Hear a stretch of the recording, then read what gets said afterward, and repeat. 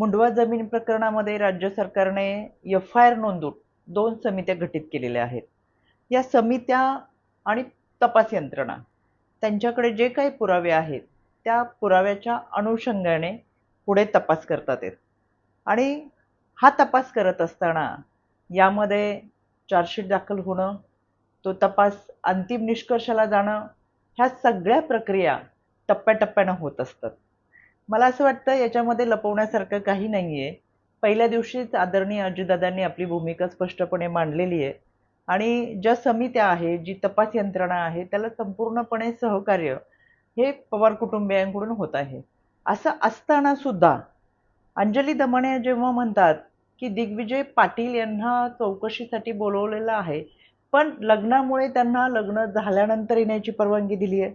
दुसरीकडे अंबादास दानवे म्हणतात, दिग्विजय पाटील यांच्यावरती कारवाई का नाही? तर मला असं वाटतं विरोधक हा प्रचंड गोंधळलेल्या अवस्थेमध्ये आहे आणि म्हणून त्याला दादांना टार्गेट करायचं हे संपूर्ण महाराष्ट्र बघतोय.